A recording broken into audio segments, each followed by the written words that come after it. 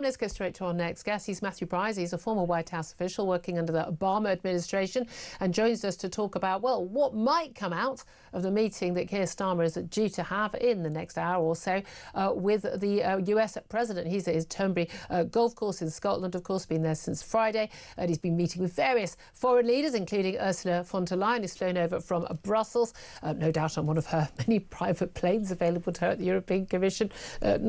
Not allowed to do that if you're a private person, but if you're a European Commissioner, absolutely fine. But the Prime Minister has arrived at Prestwick Airport for that meeting about midday. We're going to have pictures from that around 12:30. But Matthew Bryza, what do you think is going to come of this meeting? Well, maybe Prime Minister Starmer will be able to soften President Trump a little bit on aid to Gaza.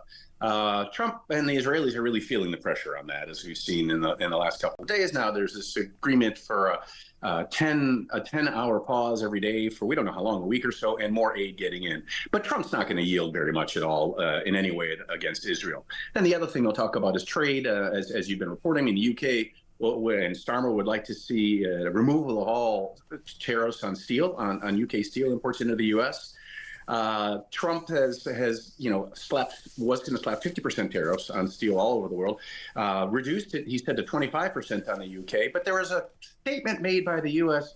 Commerce Secretary Lutnick after the G7 meeting when this trade pact was agreed between Starmer and Trump that said that, well, the White House or Lutnick is going to clarify further possible reductions in U.S. tariffs on UK steel. So that's, I think, steel and Gaza. So yeah, I mean, yes, indeed. Well, yes, I mean, we know that, of course, yes, they're still trying to sort of keep the President Trump on side on Ukraine. Or does seem that relationship with Zelensky does seem to be improving.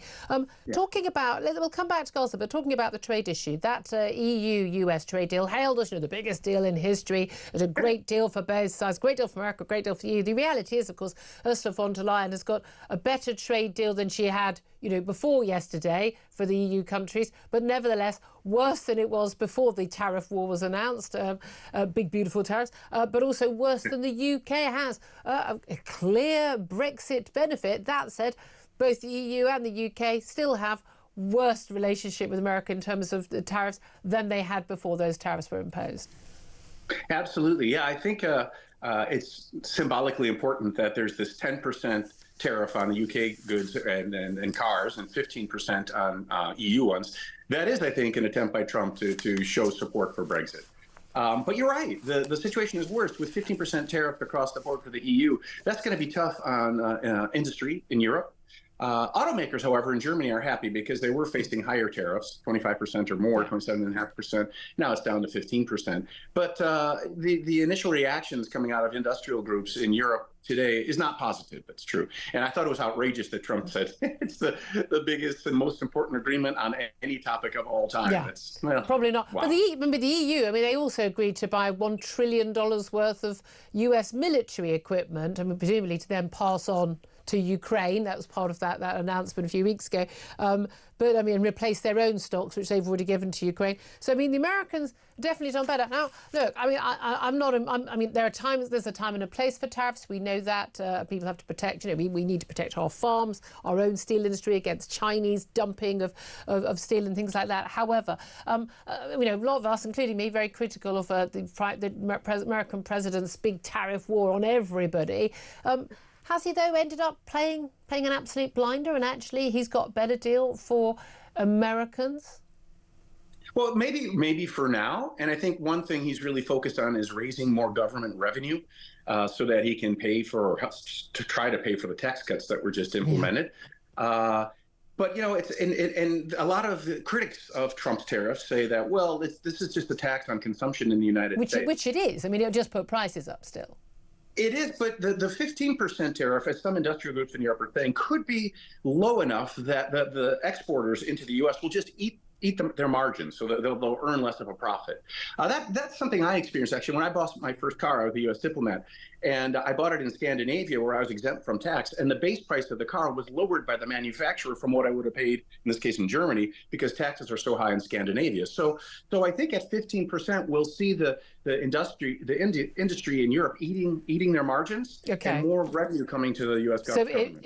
So we shall see. That said, of course, the whole point of those tariffs was he would basically onshore a load of production, and therefore you wouldn't make money from the tariffs. And again, he has three different names and they're all mutually exclusive. Yeah. Let's go back to the issue of Gaza and aid, though, because a lot of pressure on Israel, but a lot of pressure on America, because they're the biggest and the most influential supporter of Israel. But I mean, 10-hour pauses put in place. A lot of, the propaganda coming out of Gaza, I think, is and propagated by organisations like the BBC that my taxes go towards. I think has been utterly outrageous, and the use of some very questionable images of starving children who are not actually starving necessarily because of hunger, but are emaciated because of chronic disease, which both equally awful for them and their families. But this is a propaganda warfare that the West, particularly Europe, has fallen for, hasn't it? Well, I don't know what the facts are really at base, because yes, you're right. They're showing these horrible photos of these emaciated children. When you look at the numbers are actually quite modest in terms of the overall population. But it's horrendous what's going on. But on Israeli TV, for example, those images really aren't being shown, and many Israelis think that this is pure hype, and that suffering and that starvation isn't happening. I mean, the UN is saying near famine conditions. But they've been saying that for the best part of 2 years. They have. Every day is about how healthcare is collapsing. There's no food getting in, no water. And a lot of those aid agencies and bodies, they have been saying again and again and again that Hamas propaganda saying, 10 people were shot at this, by IDF soldiers. There's no footage of it. They weren't there. They're going on the word of, people working in the hospital and Hamas. I mean, I now don't believe a single word that anyone says, including aid agencies, about this war. Yeah, it's very hard to get to whatever the ground truth is. And one part of the story that is not explained is that the reason why the trucks aren't being let in by the Israelis is not pure cruelty. It's that the revenues from those trucking companies goes to Hamas. And if you're in a war to the death with Hamas, you don't want to be supporting their revenue stream, just the same way we're putting tariffs on or sanctions on Putin's economy. Yeah, it is quite bizarre. Do you think, in terms of, just finally, Donald Trump meeting with Keir Starmer, we're told they've got this little relationship, and we were told there was a bromance, le bromance between Macron and Trump before. Again, Macron invited to the inauguration, Starmer wasn't. I mean, do you think that he actually does have a sort of a good relationship with Keir Starmer, or is it just all for the cameras?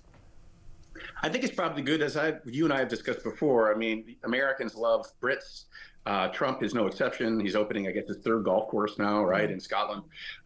He has been flattered by Starmer. Starmer, provided an invitation to another state visit. That's what he wants to be at the palace. That's what he cares about. That's what he wants. And he's the only U.S. president who will ever have had 2 state visits so far to the UK. So, Starmer is, I'm not sure that Trump, he's certainly not afraid of Starmer, not intimidated by him. Yeah. Maybe he thinks he's a softie, but Trump enjoys the kindness and attention. Yeah, that's what it is, isn't it? Matthew Bryza, great to talk to you, former White House official.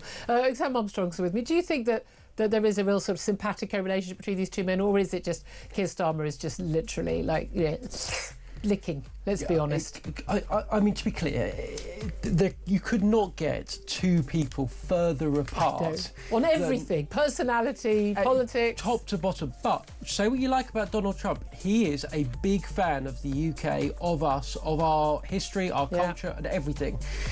This is the most Anglophile president we've ever had. Yeah, we're not at the back of the queue. That's the key thing to know, isn't it?